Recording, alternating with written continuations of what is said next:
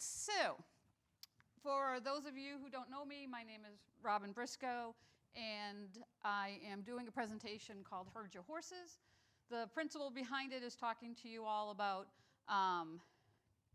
doing a little bit of cataloging your collection, taking steps to protect it if you're going to store it, and then lastly, also talking to you about getting your collection insured. Okay, I think a lot of you want to know quite a bit about that, so we are definitely covering that today. Now, for those of you who are wondering, I am a veterinary technician by training. Yay, so sisters, okay? And I have been collecting model horses since 1976. I got my Alabaster Fighting Stallion as my first Breyer, and here we are today. The whole idea of maintaining some knowledge of what you have in your collection and keeping it cataloged is really important if your end goal is to insure it. And when I started collecting, you know, the Fighting Stallion was $4. Now we're up to average traditional being around $50. And for those of you who attend the auction tonight, you'll see horses with multiple zeros after they're on their price tag. We do really need to think about, can we sustain a financial loss if something happens to our collection? And we're going to talk about different ways to help protect ourselves. Now, I'm going to just adjust this, if you don't mind, because, sorry for the rattles, anybody listening at home. This might be better. Okay, so let's get going. If you don't have records for your collection, how do you ever show that you own those models? Okay? And records can be photographs, they can be written things. There's lots of ways to track what you have in your collection, but it is important that you have some way of showing you had models, because I could tell you that I had these horses, but unless I have proof, you just have to take my word on it, and insurance companies aren't going to just take your word. Now, so what are some of the reasons that we end up recording our collection? They're listed here, right? We're going to sell some of our stuff. Do we know what we have? Did I already own that horse, or did I just buy another one? How many of you have ever done that, right? Maybe you just need some quick cash. Maybe you are going to start showing and you need to have a list there. And there's a lot of reasons. And the worst one, but a really important one, is if you pass away. What does your family do about what you have? Do they understand what you have, or are they just going to put everything out on a table in your front lawn and charge $5 for them, right? Worst nightmare. Because, yeah, when you have things like this and somebody comes to a yard sale and they find those, oh, they're going to be super happy, okay? So, now, for most of us, we're Breyer collectors, right? We have our plastics, you know, Breyers and so forth. But when we're talking about recording our collection, we also need to remember that we may have other things in our collection that have a value, whether that's tack, props, perhaps chinas, costumes, the original packaging, other ephemera. All of that probably carries some degree of value and increases the value of your collection. So don't overlook those items when you're looking at trying to make records of what you have. For me, as I said, I got my first model in 1976. I was a sort of homely kid, haven't really changed. But my grandmother gave me this lady phase, and I still have her today. And as a kid, I played with these guys. They were my carpet herd, and I had a lot of fun, and I thought nothing about trying to protect them for future value. But honestly, that's part of the reason why I still collect today, because I had so much fun with these models when I was a kid, and I hope that's all the same for you folks. If you have a little kid who wants to collect models, do not keep those horses in boxes. Let these kids play with these horses. Let them enjoy them. Let them break the legs off. Jen Danza already told you how to fix it in the last class. Let these folks that these kids enjoy these horses so that they are still collectors when they're older. Now, for me, the whole model horse hobby, I started in it beyond just getting some horses for birthdays and Christmas and so forth. I actually had a pretty serious riding accident and was laid up for about 8 weeks when I couldn't walk. And just about horses, the Breyer magazine came in the mail, and there was a model horse show listed in the back. And off I went to the model horse show on my crutches, and my friend took me to that. And I was like, these are my people. I didn't know I had people, but now I have people. And my people are still friends that I have today, and I've gathered a whole bunch more since then. And in fact, the girl in the back of the pickup truck is staying with me here at BreyerFest too, and this is decades later.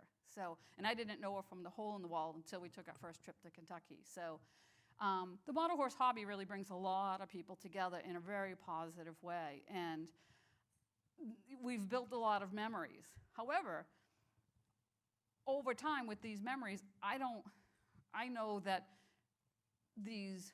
I got these models, but I don't know like how much I paid and all that stuff. That stuff wasn't important to me to track. It was more the friends I was making during the time. Now, as a kid though, I did try to keep track, not because of the memories they were making, it's because I wanted to keep my 6 siblings out of my model horse collection. Anybody have more than one sibling that's ever touched your horses? Oh, you guys are so lucky, okay? I wasn't good at sharing. And so here's my high-tech organization, construction paper with masking tape. The keep out was very effective, I'm sure, right? And there's all my horses, right? So as a young kid, I already showed an interest in keeping track. As I got a little older, I became a little bit more specific. I would cut the pictures out of the catalog and glue them to index cards with Elmer's glue and write on it in pencil in case I needed to change something about the documentation, okay? Eventually, I became the inventory manager for a multi-million-dollar veterinary hospital because the owner could tell I could count and I like to keep track of things, okay? So who would have known I was developing skills? Oh, let's move away from that. All right, now, so there's lots of ways to keep track of things, and my own habits developed because back in 1990, we also didn't have computers, or at least not on every desk and every pocket. What hasn't changed is keeping a record system that's easy. You know, we need to make sure it's easy. We need to make sure it's accessible, because if I had put it on one of those large floppy disks back in 1990, I wouldn't be able to read any of the data on it now. So we do need to keep track of it and make sure that it's something that we can refer to down the road. It needs to be repeatable. If we make it too complex, we're not going to keep up with the system. It needs to be durable, again, so that masking tape folder, not durable. I've managed to keep it in good shape, but that's just by luck. And then it also needs to be archivable. So how can we save it for future reference? We not only want to be able to see it down the road, but we want to be able to save it for down the road. For me, what I think is important when recording what horses I've added to my collection is I do want to know when I got it, right? Did I get it here at BreyerFest? Did I get it on a road trip with friends? Did I get it in an antique store? How much I paid for it? Who I got it from? Knowing who I got it from is kind of cool, because you might buy something from, Bob Smith, and then you run into Bob Smith at BreyerFest, and it's like, oh, I bought a horse from you. Now you have this instant connection, and down the road you might also build a friendship. Do want to write down the item description, and then what the mold name and number I kind of like to record too, because it's easier to look it up later. I'm a paper person. I like to write things down on paper, but with all the different electronic ways of recording stuff now, Excel files, Google Sheets, and so forth, papers become quite obsolete. Photos are nice to also keep on your horses. With all the cell phones we have nowadays, you can snap a quick picture, add it to your documentation, and then you know about your model. In the past, For those of you who might remember, we used to have little cameras and we had film that loaded in it. Then you took it to the photo mat and you got it back 5 days later and you found out you took horrible pictures and you had to do it all over again. We are so blessed nowadays that we can just take instant photos.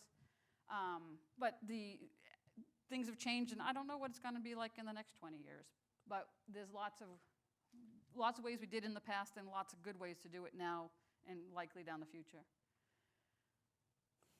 Knowing what you've got is important. So each one of the models you bought here at BreyerFest, if you bought it in the Breyer store, they all have inventory numbers. We've, as hobbyists and collectors, we've relied really heavily on websites like Identify Your Breyer, but there's a pretty significant pause on new data going into Identify Your Breyer now. So as an individual, we should be recording our own information and not relying on outside sources. There are books out there. There are, again, lots of websites, and Facebook is loaded with places to go and learn about what horses are in your collection. Who here uses spreadsheets now? Electronic spreadsheets? Good, good. Trying to, okay. Progress over perfection, right? Okay. Spreadsheets are probably the best way to do it at this point, just because you can sort, filter, and so forth, and quickly edit data on it. And if you don't know how to use Excel or Google Sheets, it's actually a quite easy skill to learn just for putting data in. I'm no good at doing math with spreadsheets at all, but I can at least put words in there. Now, I also, if you haven't gathered, I grew up just outside of Boston. Not that anybody can really tell, right?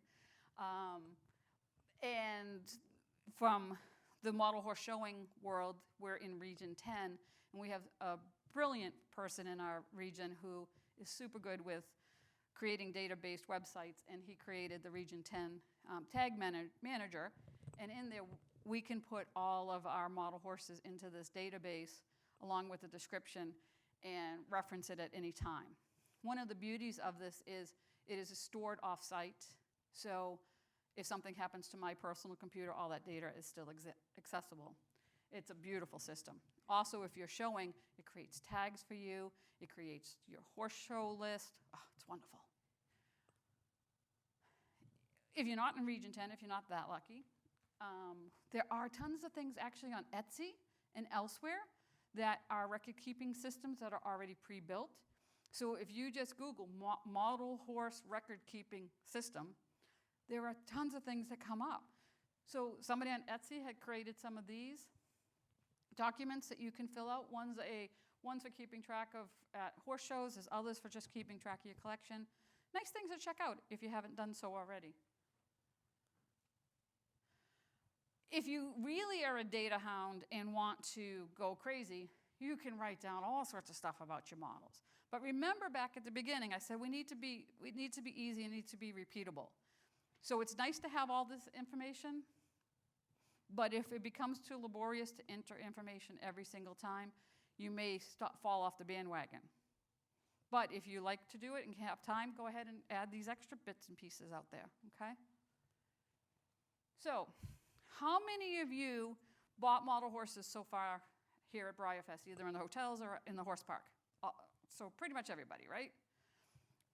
How many of you got a receipt for something that you bought? Okay, do you still have that receipt? Do you know what that receipt was for? Good, okay. If you bought horses at the hotel, did you get a receipt? Okay, there's where we start to run into problems too, right? You buy stuff and you don't get a receipt, it's going to be harder and harder to keep track of what you bought, how much you paid, and so forth, especially for insurance purposes. Now, it seems weird to ask people in the hotel for a receipt. At least write it down in a notebook so that you know who you got it from, ideally, how much you paid for it, what date you got it, what it was that you bought. If you choose to get a paper receipt, such as in like the Breyer store, they print out the thermal ones, leave that on your dashboard for the weekend and see what your paper looks like. Thermal receipts, when they get hot, lose all their data. They lose all the printing on it. So there's a receipt that was on the dashboard of my car just for a week. I left it there to see what happens. And you can see that almost everything that's written on it is faded away. What I do is when I get one of those thermal receipts, so that's the white paper that's shiny and then has the black printing on it, it's never color, put it on my printer at home, and I make a copy of it. Staple the original receipt to it, so I have a permanent copy with the copy that I made, but the original receipt is still there also, okay? And that way, I always can refer back to that information. This picture of me in the bottom corner, I actually got that, it's a glossy Nasrudin. I won it in a silent auction at a model horse show. Glossies are really easy to fake. So I took a picture of me holding the horse with its documentation at the event that I got it at.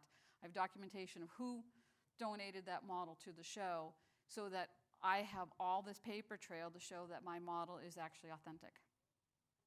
I'll tell you why that's important down the road too.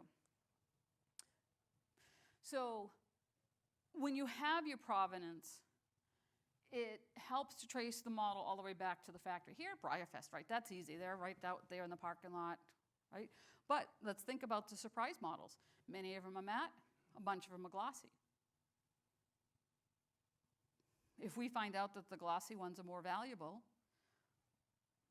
an unscrupulous person could start glossing models and release and sell them as being original, right?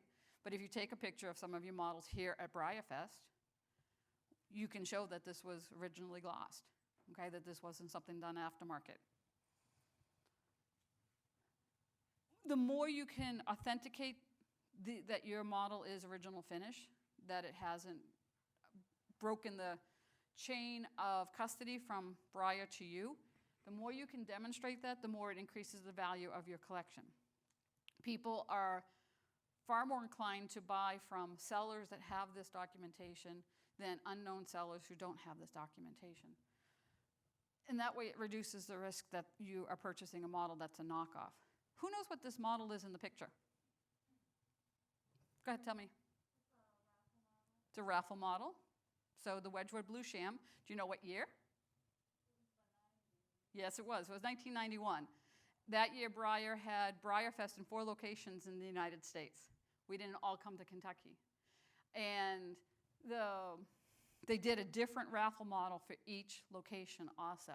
And the Wedgwood Blue Sham was one of them. And a good friend of mine who's actually traveling to BreyerFest this year with me, she bought a collection, and the person sold her the collection at a lower price with this Wedgwood Blue Sham in it because she wanted a young collector to have the opportunity to have a really nice model in her collection. She brought it to a model horse show.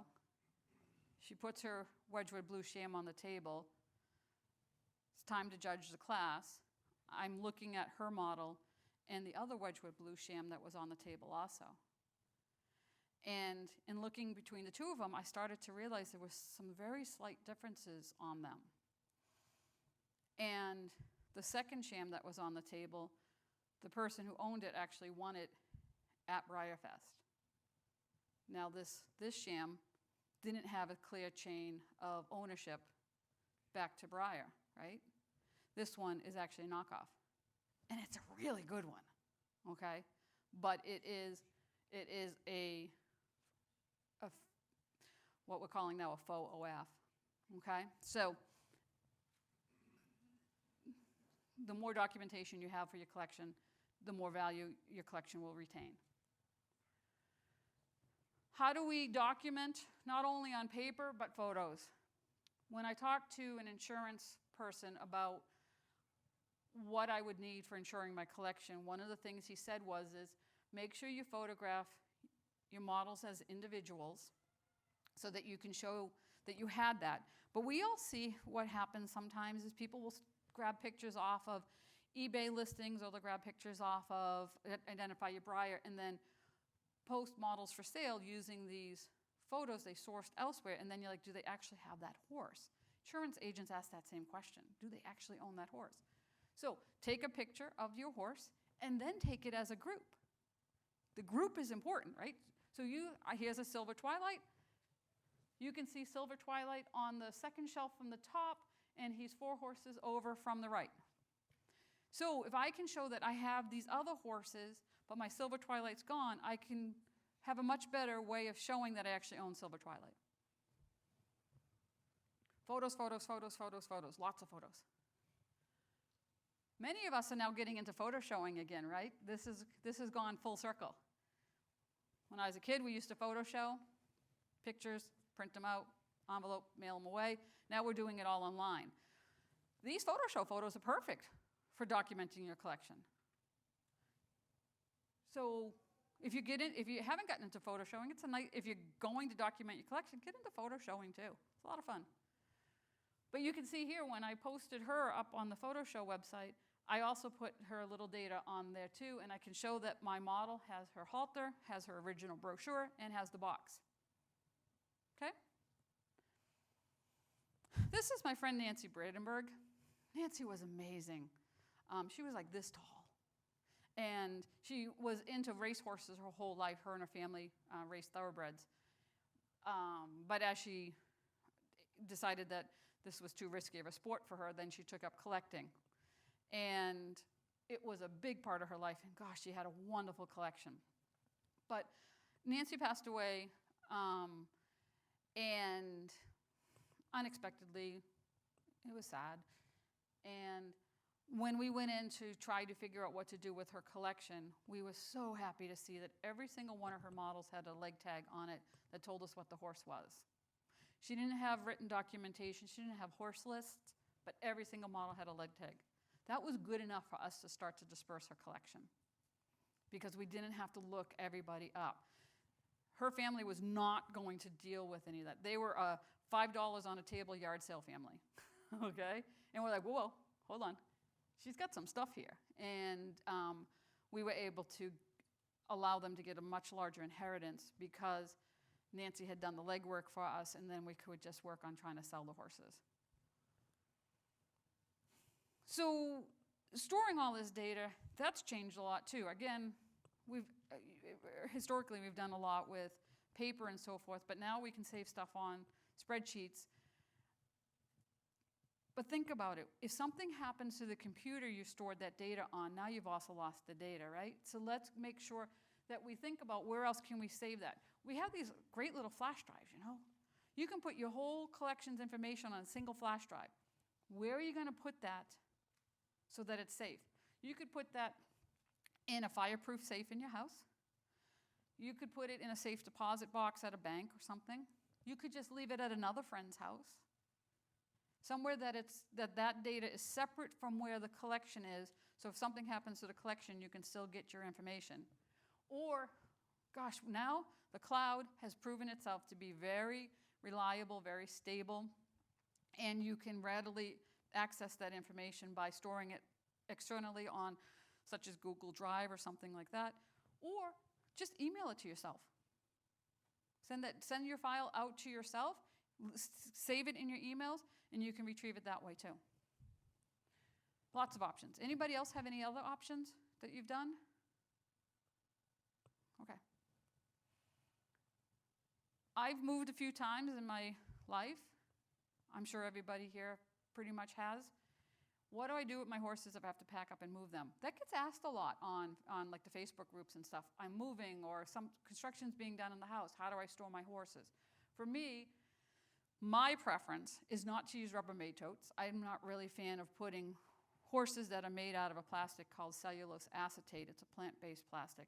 Putting it into a petroleum-based plastic tub, I don't feel like they like each other very much. It's my opinion. It's not based on fact. But I use cardboard boxes, paper product to a paper product or plant product. I put all my horses into a bag with an air hole. I wrap them in blank newsprint. I then label the box as to, I have the list of the horses on the exterior of the box. I serial number the boxes, and then I put them away for storage. And I also date them so I know how old the box is, the contents of the box. When I was a kid, I didn't do that so well. And when my dad passed away a year and a half ago, the house was up for sale, so I had to get my collection out of the cellar of the early 1800s farmhouse, and all of you who own one of those knows how much moisture and water can travel through those cellars. And yeah, there's a lot of water damage to some of these boxes, and some of my horses were mildewy, some of them had other issues to it. But because I didn't do as good of a job of trying to make sure that they also weren't on the floor. So there were some ugly horses being unpacked out of these boxes. Could I have solved this by putting them in Rubbermaid totes? Yes, they might not have gotten damp, but I think other stuff would have happened to it. So I do still prefer the cardboard boxes. And now I also make sure I buy heavy-duty cardboard that's double-walled, so it has less of an issue with being stacked. All right, so we've talked about record keeping. We've talked a bit about storage. Let's talk about insuring our collection. I'll go back here. When bad things happen to good horses, there's a lot of bad things that happen to my horses here, okay, because I didn't do a good job taking care of them. Note, don't ever store your horse in a sealed Ziploc bag. Don't do that. Bad, bad, bad. All right. So, what kind of stuff can happen to model horse collections? Oh, right. He's such an innocent-looking little dog, and he likes to eat things. And then this one does too. He had a horrible case of separation anxiety, and he looks remorseful. He ate the pigs, lots of pigs. Must have tasted like bacon. Yeah, he did a number. This particular piece, the person had left it out in the yard for some reason, and Dad ran it over.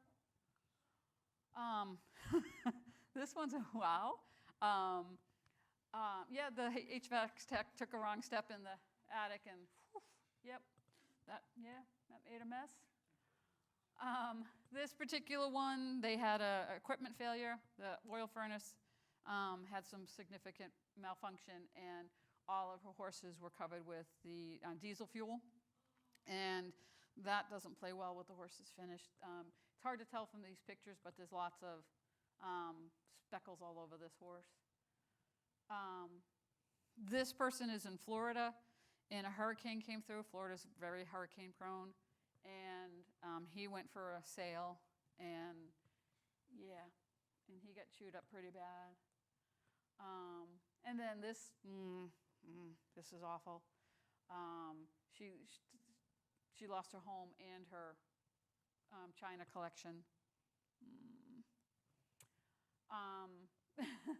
This person had soaked one of her horses in bleach to try to whiten him up, and then left him on a fence post. And since she wasn't really happy with how much he whitened up, she figured she'd leave him out in sunshine for a decade. And you know, again, it's a plant-based plastic, so it does funky things, and oh, he's funky. I think it was a stud spider originally. For the longest time, collectors were advised by other collectors to soak their model horses in bleach, whether in a pail of diluted bleach or in your swimming pool. And that would help to whiten these horses up quite a bit. And it's very effective at that. However, what we're learning now, many, many years later, the plastic will start to show signs of degradation because of the effects of the sodium hypochlorite. This was a post somebody made on Facebook a couple years ago. She's from Great Britain, and her apartment experienced something called a ram raid. That's what they call it over in the UK. She lived in the apartment over a convenience store, and some upstanding citizens wanted to make some fast cash and drove into the vehicle into the convenience store to break a hole into the wall to grab the ATM machine. But her collection was all on shelves upstairs, and those all smashed to the ground, and she lost some really incredible horses. Who would have thought, right?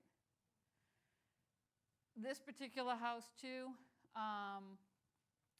the bunch of China horses, ceramic horses.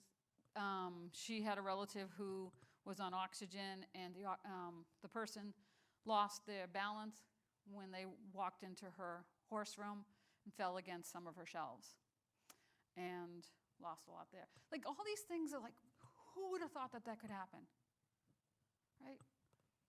This is a horse that was stored in a pony pouch that had a colored lining in it. And the horse, over time, the dye in the lining actually bled through and soaked into her horse. Okay? This is something I hope never happens to anybody, but it happened to some good friends. They were driving home from Kentucky a few years ago and hydroplaned during a downpour. And the guardrail bit the car, and they had front end and hind damage on the vehicle. They were both okay, and they did a marvelous packing job. The horses were actually okay, but to get from Maryland back up to Massachusetts was a bit of a complex thing, but the horses were okay, and the people, more important. This is what really motivated me to talk about insuring a collection, though. This was my brother's house. My niece had a lovely collection of model horses, and the fire started in the electric meter on the side of the house, traveled through the kitchen, got fed by the fuel of the cans of spray paint and so forth that were stored in a cabinet that accelerated the fire. It went up the kitchen stairs up into the bedroom space of the second floor of the house, got trapped there by the metal roof installed on the house, had nowhere to go but sideways, and incinerated the second floor of the house, except for the one bedroom that had the door shut. It was not the bedroom that the girls kept their model horses in, though. And the collection was a total loss. Unfortunately, I had examples of those horses here with me, but they got transported somewhere else. But model horses and high heat, yeah. So none of us can anticipate whether a house is going to have a fire. And it's my personal fear of what can happen. These are some of the examples of the horses. Can you guys tell me what any of them are? They're flat.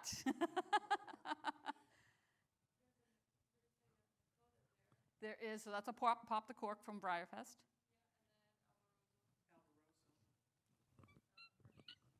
Barbarossa, yep.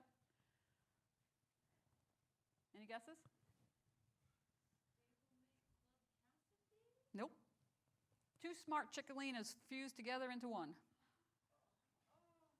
So, okay, fires, pretty scary. On a good day, high heat and model horses just create something called bloaties, where the horses start to puff out.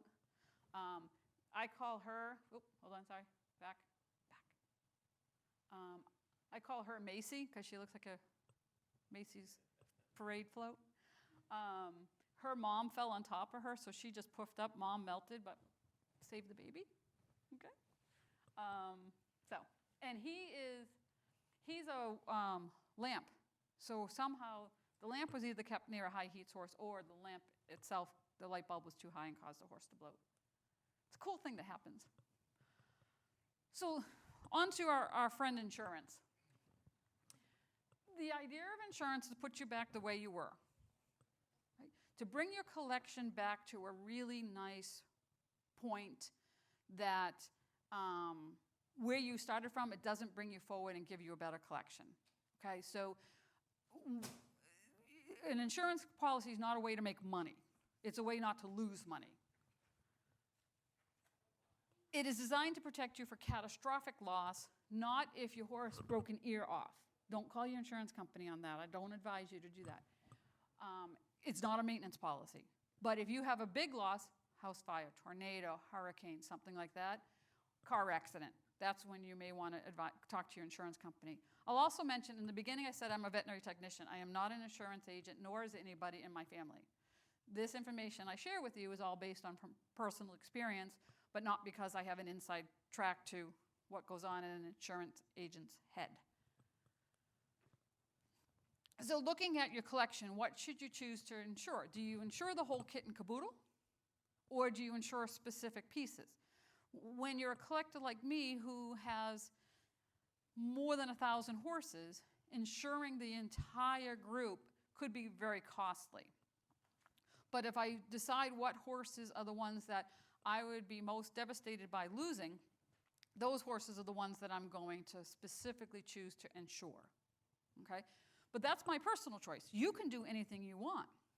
If you want to cover your whole collection, start to finish, talk to your insurance agent about that and what it takes and how much it costs.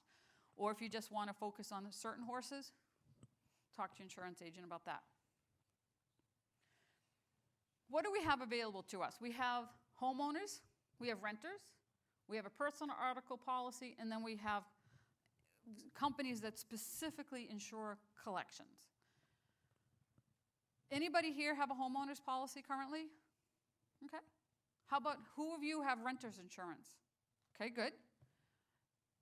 Anybody have a personal article policy on their homeowner's policy? Okay, good.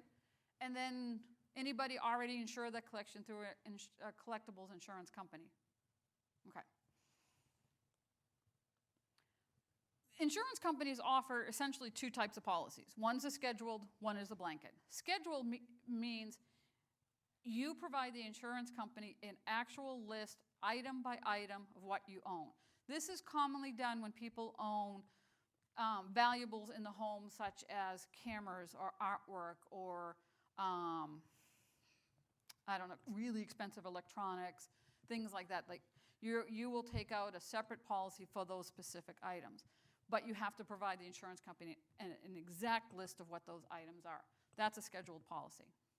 Blanket policies are, I own 500, purple vases. I like to collect purple vases, right? I have 500 purple vases. So I'm going to tell my insurance agent, I have 500 purple vases, and they say, okay, to insure that, it's going to be this much money. But I don't have to give them all the details on the purple vases or the model horses. So there's two ways to do it.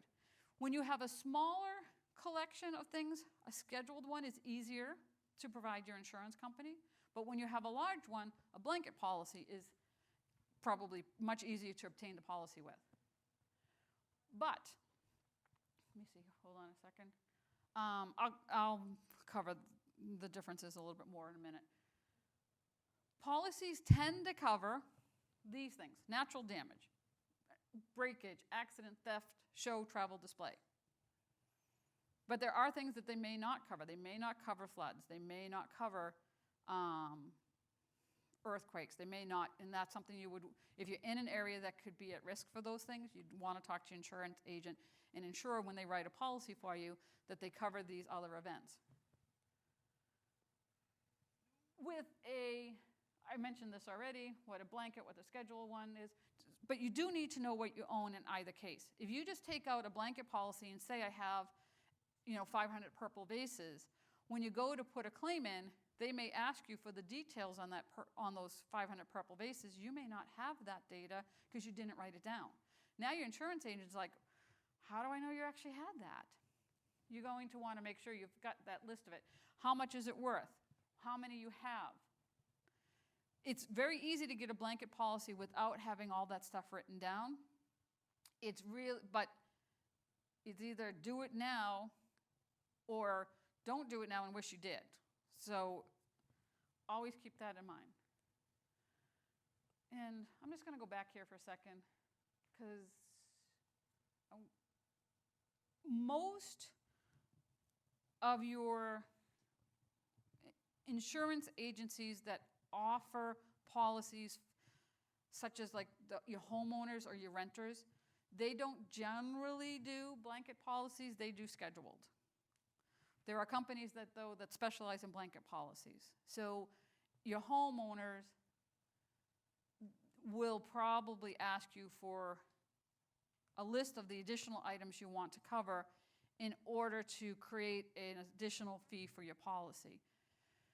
With a homeowner's policy, If your model horse collection gets wiped out for some reason, right? Somebody breaks into your house and starts swinging a baseball bat through your model horse room.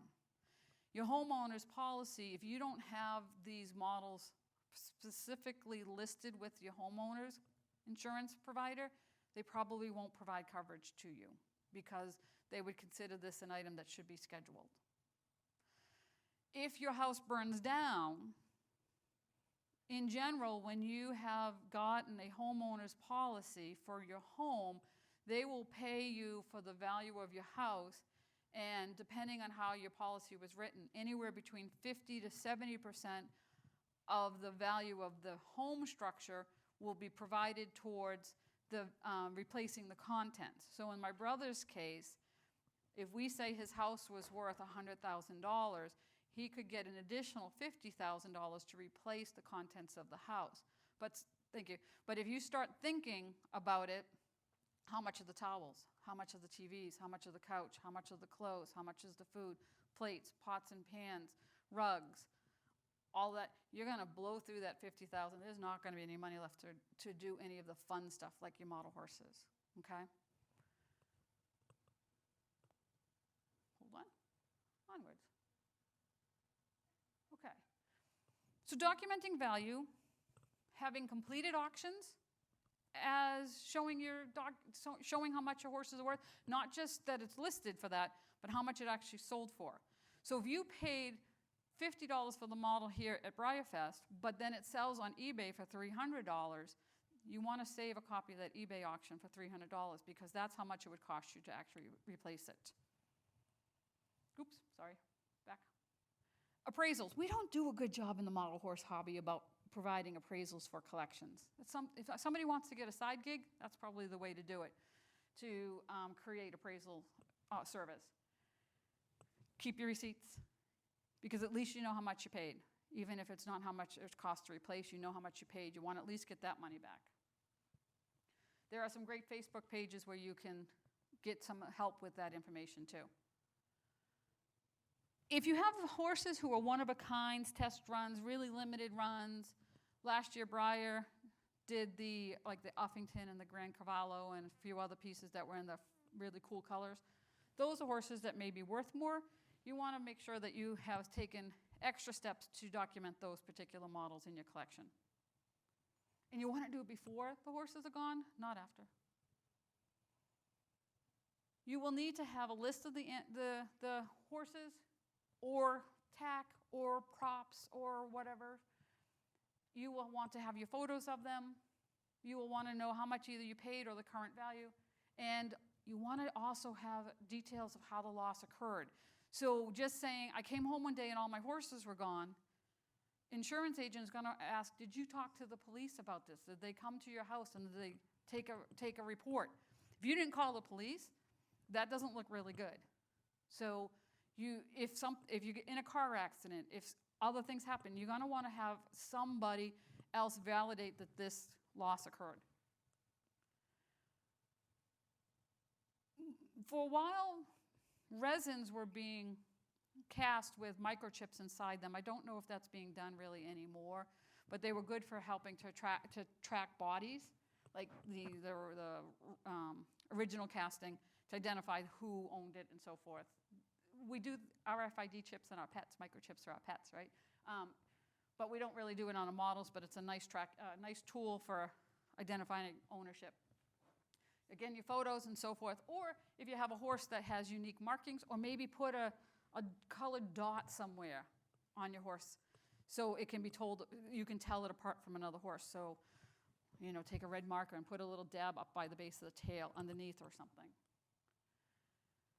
Insurance policies are not instant money, meaning the insurance agency is going to be like, oh, Robin, I'm sorry, your house burnt down. Here's $10,000. They don't want to hand out money without having good reason, and you have to give them the good reason to do that. The onus is on you, not the insurance company. Insurance agents will go onto eBay and Google your models and try to get a basic price for things, but it may not be the right horse. Your horse may be different because it's glossy and he was looking at matte or she was looking at matte. You need to have your ducks in a row to get the most value paid out on your collection, okay? And many of them will also only give you a small amount of money to get started at replacing your collection, and as you provide more receipts that you've replaced, they give you more money. They don't generally give you just a big check, okay? So,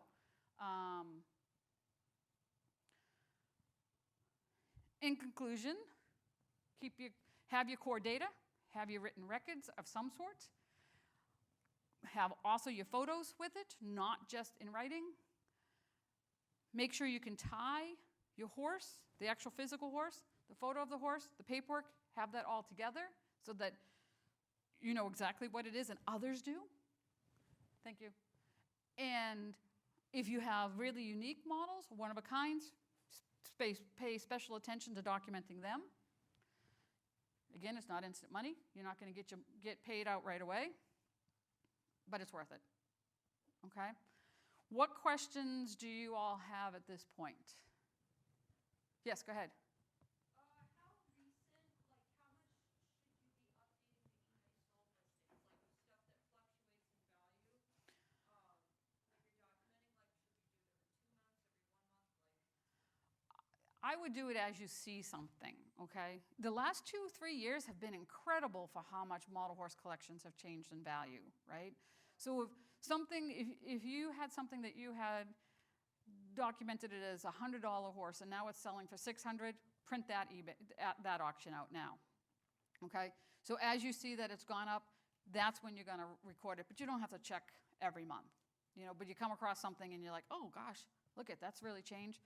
Take a note of that. When you have like 20 pieces, it's easy to keep up track of.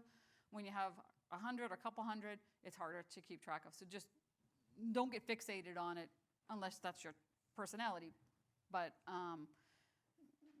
do it as you come across something that seems out of the norm and you want to keep track of that. Anybody else have questions? Go ahead. I've been collecting since I was like 10. Okay. I have hundreds of horses. Mm-hmm. I don't know So if you don't know where or how much, you got to start somewhere, right? So you start today. Going forward, you keep track of what you get that's new. You don't have information on what's been in the past, and it is what it is, right? But start now with new habits.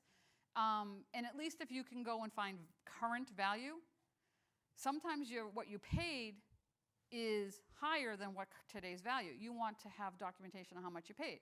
But if today's value is higher than probably what you paid, you want to have today's value documented. Pick which one is better, okay? eBay is a great place for it. That's probably the most strong way, but we also have model horse sales pages is another place. There's a bunch of Facebook groups now too for buying and selling model horses. So if you just do model horse buying and selling groups, search for that on Facebook, you'll find a ton of those too. Okay? Yeah. If you have a rare model, the rare model horse auction sales page is a nice one for models that are worth $150 or more. Okay. Anybody else? Go ahead. It's like that. So I'm in the like what's my original finish value Yep. group. Yep. And I put a horse in there. Is people commenting on that enough of an appraisal? I would record that. If there's a big discrepancy between what they're saying and what's posted on eBay for completed auctions, the insurance agent might have some questions about that. But I literally couldn't find it on eBay. yeah, so screenshot it, save it. Yep. Okay, go ahead. So, I mean, there's a big difference in price and value in terms of an unpainted resin Mm-hmm. versus a painted one. Mm-hmm. If you are the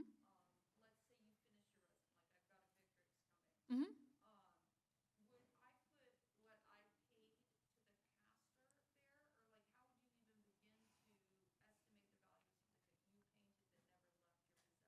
So you would at least want to record the cost of the resin cast, right?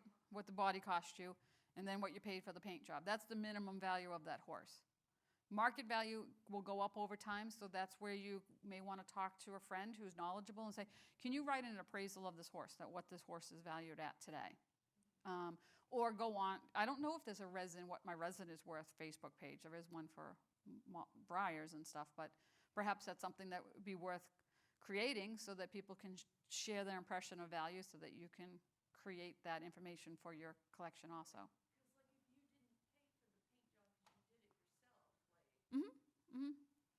So what do you normally sell your stuff? Or do you do it strictly for yourself? Okay. So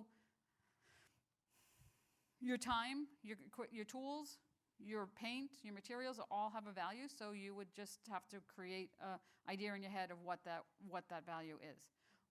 It has to be reasonable because the insurance agent may also look at what others of its kind are selling for, and if you say your paint work is worth $2,000 and they're like, normally a paint job's $400, they might question that, okay? But, or you can use an example of what somebody else charges. So talk to your insurance agent when you talk to them about a policy, ask them how they prefer you to provide that information. Okay? Anybody else? Okay. So document, document, document, talk to your agent, find out what works. I will tell you, nobody's asked me this question, is my collection insured? Yes. Okay? Is my collection is currently insured for about $50,000. I know I need to go higher than that. My collection's grown. I want to make sure that it's covered. But if I had a catastrophic loss, $50,000 is a great place to start. Okay? And I personally use Collectibles Insurance Company. I found them to be great to work with. A lot of model horse collectors use them, but there are plenty of options out there, again, through your homeowners, whatever. Do your homework, ask among your friends, ask on the Facebook groups, find out what other people are using, and then look into it. But if you cannot afford to lose your entire collection to a catastrophic event, consider getting it insured. Anything else that people have questions on? Or, yes, go ahead.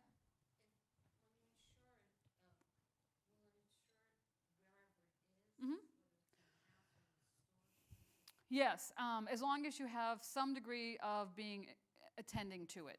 So during shipping, it's insured. While it's on display here or at a model horse show, depending on the company, okay? But for my collection, while it's on display here at model horse shows, it's insured. When I'm going back and forth from my house to different shows, it's insured. Because your vehicle probably won't cover it either. It usually doesn't cover like if you crash your car, your vehicle's insured, but not the contents generally. If it gets stolen off a show table, it's covered, even if you were on the other side of the room. But if you leave it in a cardboard box here in the middle of the visitor center and you go off and do the rest of your BreyerFest events and then it disappears, probably won't be covered. Okay, so there is some expectations that you have some degree of control over it. Anybody else? All right, well, I appreciate you all coming out here. You all got a handout. If you didn't get a handout when you came in, we have more in the back here. And if you have any other questions for me that you don't want to ask publicly, come on up and I'll be happy to talk to you, okay? All right, thank you, everybody. Appreciate it.